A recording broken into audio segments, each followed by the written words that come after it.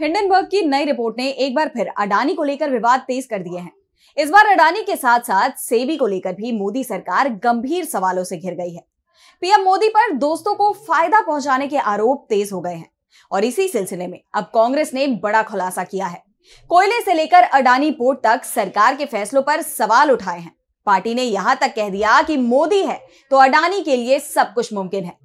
तो क्या है पूरा मामला, जानने के लिए देखिए ये रिपोर्ट। हिंडनबर्ग रिपोर्ट के बाद अब कांग्रेस ने अडानी को लेकर बड़ा खुलासा किया है। पार्टी ने मोदी सरकार पर अडानी को फायदा पहुंचाने के अपने आरोपों को लेकर अब तथ्यों समेत सवाल उठाए हैं। कांग्रेस महासचिव जयराम रमेश ने ट्वीट करते हुए लिखा कि जब उनके पसंदीदा टेम्पो वाले के हित शामिल होते हैं तो नॉन बायोलॉजिकल पीएम बिजली की गति से आगे बढ़ते हैं। अडानी झारखंड में बिजली पैदा करने और बांग्लादेश को आपूर्ति करने के लिए ऑस्ट्रेलिया से कोयला आयात करता है। ये एकमात्र कंपनी है जिसे बिजली खरीद समझौते के माध्यम से ऐसा करने की अनुमति दी गई है, जो बहुत विवादास्पद रहा है। और अब कंपनी को ये बिजली भारत में ही बेचने की अनुमति मिल गई है। दरअसल विद्युत मंत्रालय ने हाल ही में एक गाइडलाइन जारी की थी जिसमें पड़ोसी देशों में निर्यात की जा रही बिजली को भारत में ही बेचने की अनुमति दी गई है।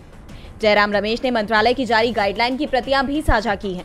तो वहीं इसके साथ ही गुजरात में बने अडानी पोर्ट को लेकर भी सवाल उठाए हैं।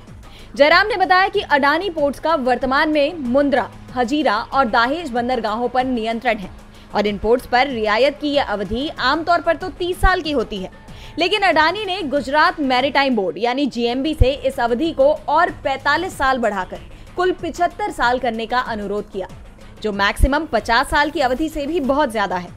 लेकिन जीएमबी ने बिना बोर्ड से चर्चा किए जल्दबाजी में गुजरात सरकार से इसकी सिफारिश कर दी।